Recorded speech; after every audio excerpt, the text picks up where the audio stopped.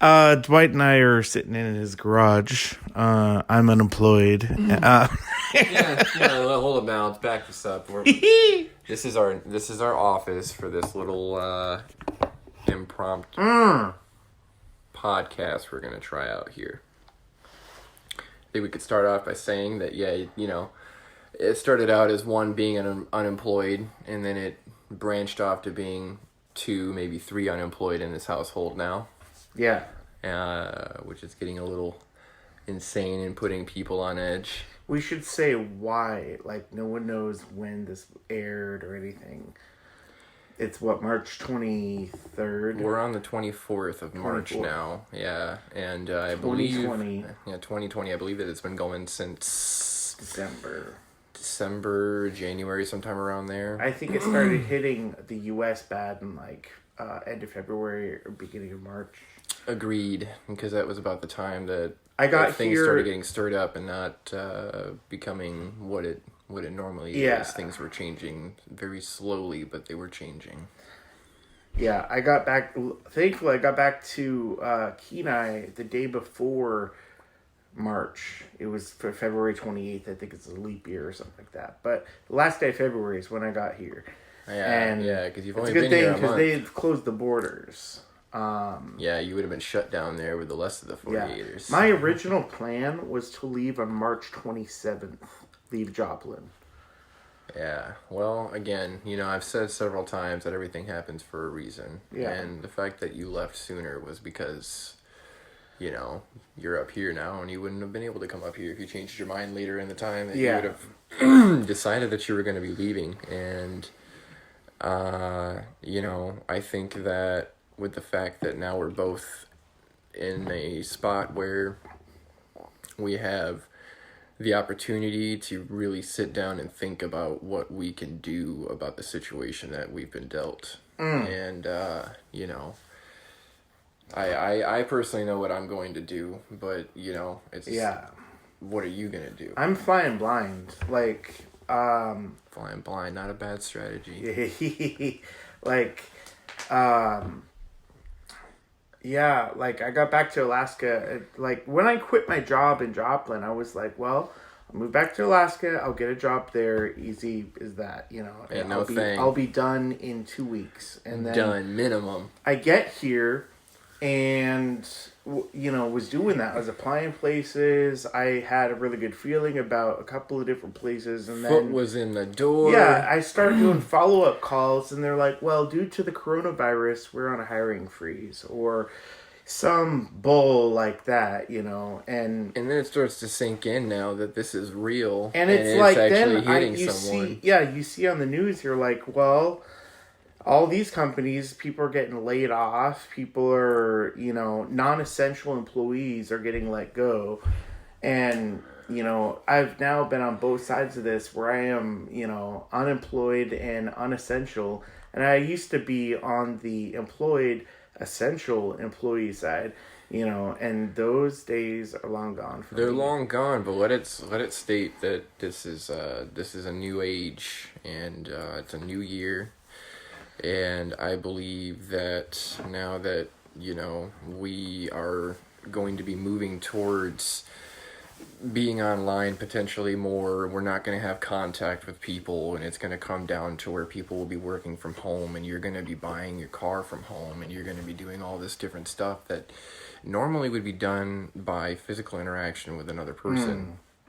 And with that, is the best time to start figuring out how you're going to monetize your income using the internet, if I'm even putting that right. But you're going to start using the internet more to create your income. And one of the main things you can do with that is to just try to figure out what your passion is and get really good at creating a way on the internet for people to enjoy your passion and be able to support what you do and want to see your growth and continue to help you with your growth. And then with that, you can bring it back to other people and show them how to grow and how to build them up. And it's definitely a very kind of sombering time, and I don't know. My mind always goes to the cataclysmic, like, well, you're talking about the internet. Well, what if one day there is no more internet? And that's a great point. And things, the rate how like rapidly things are changing on the day to day. I mean, a week ago, I was taking pictures in the store of like, haha, look at that. There's like individual rolls of toilet paper for sale, and there's signs saying just take 2, or whatever. Yeah, like guys are going crazy. Now that we're almost out, well, we're not almost out, but that we've got another week or two before we personally are out. Well, we go to the store, there's nothing there. And that goes along with a lot of what I've been saying is that, we weren't trying to hoard. Nobody's trying to hoard. I'm not even trying to say that anybody is trying to hoard. And as long as you're doing it in a smart way, then I think that there's a way that you can stock up that you're not going to be taking away from everybody else. But what I am trying to get at is that you've got to be prepared and you've got to be concerned, but you can't, be paranoid about the situation, because that's only going to cause fear and for you to not be able to act logically instead of emotionally. And that can get you in trouble. Yeah. And the best way to do that is to just make sure that you're relieving stress and you're, making sure that you're taking all the precautions and staying home and following what they want you to do as far as keeping your distance from people and not coming in contact with others. And, until this all blows over, that's going to be the best way to get over this is prevention. Interesting thing going on right now is you've got some people saying be more lax on these rules and things, and then you've got other people who are complete opposite, and they're like, no, be more strict, come up with like stricter deadlines and requirements, and like, I mean, what's it called when curfew, And I agree that you have, there's definitely one side that is completely against the other right now. Erring on the side of caution, and then other people who are like... completely, lackadaisical. Right. And so that right there does cause a problem, but I think that if we could find some kind of middle ground so that we can make a compromise, because that's generally what you do when there are two conflicting sides, is you try to come to a compromise. And with that, it's going to be really tough, but I would think that it's something that could be done once everybody understands the situation that is going on. And that it's not just the U.S., and that it's not just, your state. It's the whole world. I don't think this is, like, a good time for, like, politics as usual. Like, Trump, I guess the administration had proposed, or the Senate had proposed this $1 trillion relief package, where, if you earn below, I forget what it is, like $76,000 a year, you can expect this stimulus check, basically. Check. And then supposedly the Democrats were shot that down on their side of things. Well, of course. But they just proposed their own version of an alternative, Right, because their way of doing it is better. Well, supposedly the article that I saw was saying that you could expect like a $1,500 check, which would be more than the original proposal of like $1,000 or $1,200, something like that. But which I think would be very helpful in this situation. It's just not a good time to play politics. No, because they're like, well, no, I don't like your plan. We need to go with this plan. Right. It's like just come together, right? Come together and figure something out. Put your stuff aside, and let's all come together and get this figured out. This is right hot off the heels of the impeachment trials and the election, and That right there, though, I mean, I'm not going to get into politics. Politics is not. That's another time. Even though politics has a huge play in what's going on right now. There's a lot going on right now. But I'm just trying to get out there that, listen to music, play your video games, get outside for a little bit, talk to your family members you don't normally have time to talk to. Play. I was like, wow. Dwight's talking to his mom. That's awesome. Yeah. For a while.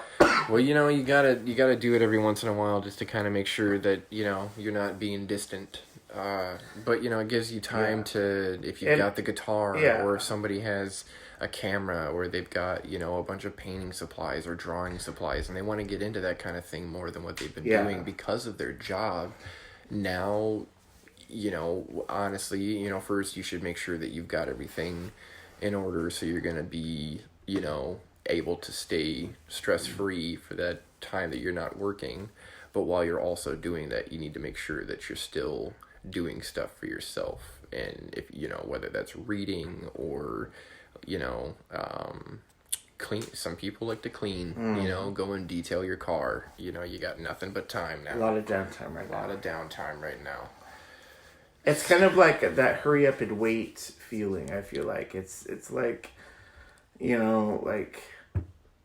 it's a lot to process. Like, even like not having a job, it's like, well, when will I? When is people actually gonna reach out and be like, we're hiring, and we'll start wrapping it up with that right there.